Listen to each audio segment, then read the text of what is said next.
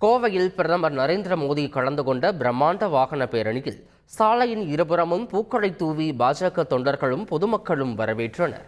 கர்நாடகாவில் இருந்து மாலை 5:30 மணியளவில் தனி விமானத்தில் கோவை விமான நிலையம் வந்தடைந்த பிரதமருக்கு உற்சாக வரவேற்பு அளிக்கப்பட்டது.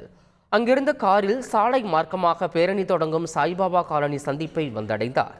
அதனைத் தொடர்ந்து சாய்பாபா காலனியில் தொடங்கி ஆர்எஸ்புரம் தலைமை தபால் நிலையம் வரை திறந்த வாகனத்தில் பிரதமர் மோடி பயணம் செய்தார். அவருடன் மத்திய இணையமைச்சர் எல் முருகன், தமிழக பாஜக தலைவர் அண்ணாமலை, பாஜக தேசிய மகளிரணி தலைவர் வானதி சீனிவாசன் ஆகியோரும் பயணம் செய்தனர். சாலையின் இருபுறமும் திரண்டிருந்த பாஜக தொண்டர்களும் பொதுமக்களும் பிரதமர் மோடியை நோக்கி பூக்களை தூவி வழிநெடுகிலும் வரவேற்றனர்.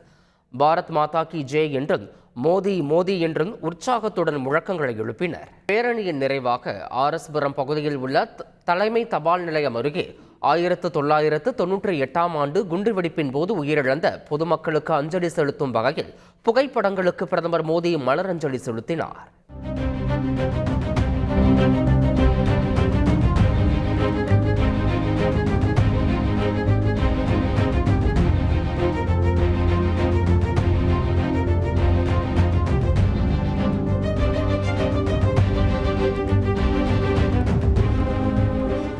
கோவைக்கு வருகை புரிந்துள்ள பிரதமர் மோடி வாகன பேரணியை நிறைவு செய்த பின் ரேஸ்கோர்ஸ் பகுதியில் உள்ள அரசு விருந்தினர் மாளிகையில் ஓய்வெடுக்கிறார். இதனால் விருந்தினர் மாளிகையை சுற்றிலும் 3 அடுக்கு போலீஸ் பாதுகாப்பு போடப்பட்டுள்ளது. செவ்வாய்க்கிழமை காலை கோவையில் இருந்து கேரளா செல்வதற்கு பிரதமர் மோடி திட்டமிட்டுள்ளார். செய்திகளை உடனுக்குடன் தெரிந்து கொள்ள உடனே சப்ஸ்கிரைப் பண்ணுங்க.